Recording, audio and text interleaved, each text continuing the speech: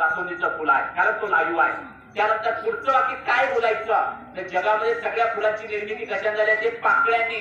तर जे फुलाला दिसतं तेच बोलायचं, त्याच्या पाकळ्यांकडे बोट करून म्हणायचं इट हॅज पेटल. काय म्हणायचं, सगळ्यांनी सांगायचं, काय म्हणायचं, त्याच्या खाली सेपल आहे त्याच्यावर बोट करून म्हणायचं इट हॅज सेपल. काय म्हणायचं, पण फुलासाठी ज्या एवढ्या गोष्टी बनण्यासाठी तयार झाले त्याच्यावर एक स्टाईल असतो, त्याच्यावर बोट करून म्हणायचं इट हॅज स्टाईल. काय म्हणायचं, त्या स्टाईलवर फिलामेंट आहे त्याच्यावर बोट करून म्हणायचं इट हॅज फिलामेंट. काय म्हणायचं, जगातलं इथं काही पण टाका, वीज माती दगड एका सेकंदात तुम्हाला उचलतो. फक्त तुमच्या माइंडला कळलं पाहिजे का त्याची कोणती माहिती स्टोरी आणि कोणते चार चार डिव्हिजन लावून इंग्रजी बोलता येत.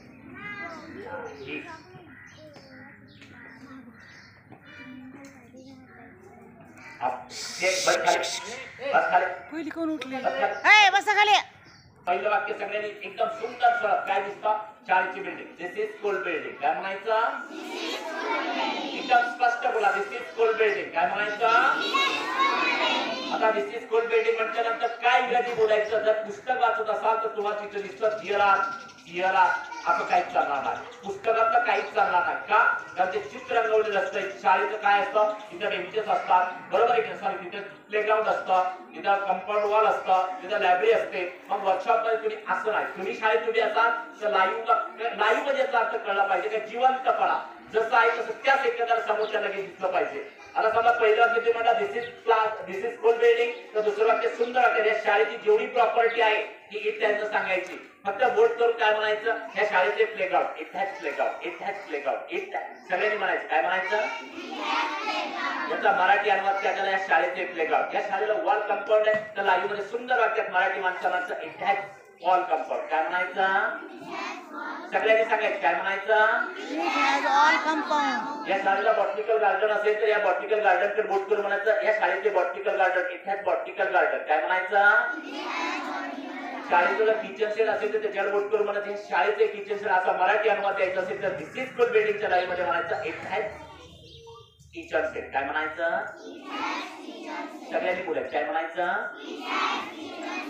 जी लोक ज्याची मातृभाषा फ्लुएंटली बोलतात त्यांना काय कळतं, हा स्कॅन कळतो कोणती गोष्ट त्या टायटलची टुडे आणि कोणती हे स्कॅनर मध्ये जोपर्यंत कळत नाही तोपर्यंत आपल्याला बोलता येत नाही. मग आज तुम्हाला जी गोष्ट तुम्हाला डोळ्याला दिसेल ती तुम्हाला टुडे आणि मध्ये टाकता आली पाहिजे. आता तुम्हाला वर्गात उभं केलं, कुठं उभं केलं, वर्गात. कोण उभं राहतंय, लक्ष द्या इकडे. मी ज्याला उभं केलं त्याला उभं राहायचं आणि एकदम सुंदर बोलायचं आहे. तिसरी चौथीचे विद्यार्थी हे बसून दिला, बस खाली तो.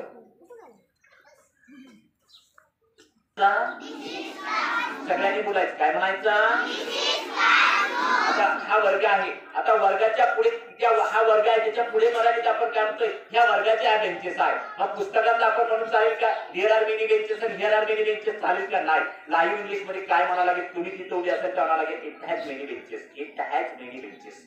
या वर्गाच्या बेंचेस आहे. वर्गाचे चार्ट असेल तर वर्गामध्ये आपण असं मराठी सारखं म्हणणार का, जसं आपण मराठी सारखं जसं बोलतो ह्या वर्गाचे चार्ट आहे. मग आपण पुस्तकासारखं म्हणणार का हिअर आर मेनी चार्ट किंवा हिअर आर मेनी चार्ट, नाही. लाईव्ह इंग्लिश मध्ये काय बोलायला पाहिजे होतं, या वर्गाचे chart it has many chart, it has many chart. या वर्गाचा हा बोर्ड आहे दिस इज ब्लॅक बोर्ड, नाही. या वर्गाचा हा बोर्ड आहे इट हॅज ब्लॅक बोर्ड. या वर्गाचा सेलिंग फॅन आहे इट हॅज सेलिंग फॅन. वर्गाला जर 2 खिडकी असेल तर लाईव्ह मध्ये इट हॅज किती खिडकी आहेत, इट हॅज 2 विंडो.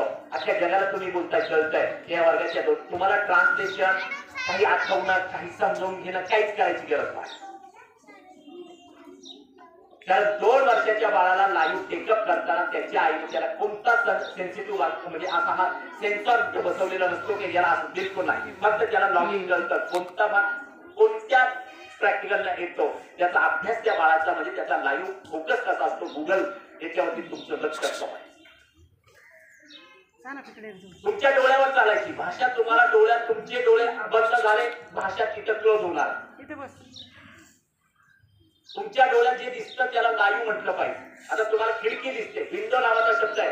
आता तुम्ही म्हटला विंडो म्हणजे खिडकी, विंडो म्हणजे खिडकी, चालेल का, नाही चालेल. दिसतं खिडकी या विषयाचा माहिती असं तुमच्याकडे 100 शब्द असू द्या 1000 शब्द असू द्या त्याचा काहीच उपयोग होत नाही. नवीन आधुनिक पद्धतीमध्ये विंडो नावाचा लाईव्ह तुम्हाला कसा दिला जाणार बघा.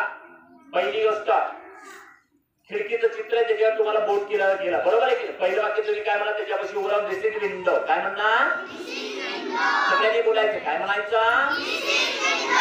आता दिस इज विंडो म्हटलं की तुमच्या डोळ्यात कॅमेरा कसा फिरतो बघा. जगात सगळ्या खिडक्यात काय असतं, ग्रिल असतं, काय असतं, छडपा असतात, काय असतात, छडपा. किंवा काही खिडक्यांना ग्लास असते, काही ना पडदा असतो. मग एकदम सेन्सिटिव्ह लाईव्ह मध्ये तुम्ही म्हणायचा दुसरं वाक्य अगदी प्रॉपर वेनी म्हणायचं. अख्ख्या जगाला तुमचं इंग्रजी दुसरं वाक्य म्हणायचं इट हॅज ग्रिल काय म्हणायचं.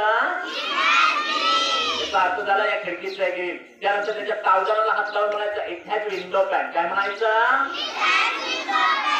त्याच्या लॉकला हात बोट लावून दिस इज लॉक नाही म्हणायचं. या खिडकीचं हे लॉक इट हॅज लॉक काय म्हणायचं. त्याला जर ग्लास असेल तर त्याच्यावर बोट करून म्हणायचं दिस इज विंडो नसताना इट हॅज ग्लास काय म्हणायचं. त्याला पडदा असेल तर त्याच्यावर बोट करून म्हणायचं इट हॅज कर्टन काय म्हणायचं. माझं बोलणं कळतंय तुम्हाला. वर्कशॉप याची प्रॅक्टिस घ्यावी लागते. तुमच्या जिभेला सवय नाही. तुम्हाला हॅज नावाचा शब्दाचं उच्चारण करताना सुद्धा अडचण येते वेगळं काही तरी आता तुम्हाला एक सराव करून घ्यावा लागतो. काय करावं लागतं, सराव करावा लागतो. जगात जे डोळ्याला दिसेल त्या आता समजा तुमच्या समोर ही बाईक असेल तर तुम्हाला दिसेल होंडा बाईक. त्यानंतर इट हॅज टू व्हील. तिला टर्बो इंजिन असेल तर it has turbo engine technology. मग तिला काही अजून काही प्रॅक्टिकल त्याला काय काय चित्रलेलं त्या गाडीला सगळं लाईव्ह तुम्हाला इट हॅज न सांगावं लागेल. म्हणजे तुमच्या डोळ्यासमोर आल्यानंतर एखादी व्यक्ती इंग्रजी बोलायला लागली तर ती काय इंग्रजी बोलते हे अगदी दुसरी तिसरीच्या बाळा सुद्धा अगदी प्रॉपर वेळी कळेल. देत असेल तर प्लांट युजर शॅडो कोणता भाग कुठे वापरायचा अभ्यासच आपल्याला असायला असल्याशिवाय आपण बोलू शकत नाही. तर यासाठी आपल्याला या प्रॅक्टिसचा अभ्यास करण्याची गरज नाही. मग त्यासाठी कसा अभ्यास केला पाहिजे त्यासाठी हे सगळे प्रॅक्टिस तुम्हाला ठेवलेले आहे. म्हणून आपण अगदी पुणे जिल्ह्यातल्या बऱ्याचशा शाळेमध्ये त्या खुर्चीबद्दल बोला तर पहिलं वाक्य तुम्ही काय म्हणायचं दिस इज चेअर काय म्हणायचं. चेअर कशावर उभी आहे, चार पायावरती. मग दुसऱ्या वाक्यांचा इट हॅज फोर लेग्स काय म्हणायचं. काय म्हणायचं. तुमच्या वर्गात टेबल आहे पहिल्या वाक्यानंतर दिस इज टेबल काय म्हणायचं. त्यानंतर त्याच्या चार पायांकडे बोट करून म्हणायचं इट हॅज फोर लेग्स काय म्हणायचं. त्याच्यामध्ये त्याला दोन बॉक्स असेल तर लाईव्ह मध्ये म्हणायचं इट हॅज टू बॉक्स काय म्हणायचं. काय म्हणायचं. माझं बोलणं कळते तुम्हाला. एकदम असं फ्लुएंटली इंग्रजी बोलण्यासाठी त्याचा अभ्यास एवढा बारकाईने करावा लागेल, त्याची प्रॅक्टिस करावी लागेल. वर्गाचा आणि इंग्रजी बोलण्याचा काही एक संबंध नाही. तुम्ही अगदी तुम्हाला असं वाटत असेल की आपला वर्ग मोठा आहे असं काहीच नाही का 12वीच्या विद्यार्थ्याला इंग्रजी बोलता येतं असं काही कुठं दिसत नाही आणि पहिलीच्या बाळाला इंग्रजी काहीच कळत नाही असं नाही. तर वर्गाचा आणि इंग्रजी बोलण्याचा काही संबंध नाही. ते तुमच्या समोर एक पहिलीच्या म्हणजे 1 वर्षाच्या बाळाचा 1 ते 2 वर्षाच्या बाळाचा लाईव्ह ठेवला त्या जगामध्ये ही भाषा बोलण्याचं नैसर्गिक ट्रेंड्स काय आहे, नैसर्गिक ट्रॅक लाईन कसा टेकअप केला जातो हा पाठ तुम्हाला या पुस्तकात बघायचा आहे. हे तर लक्षात बोला.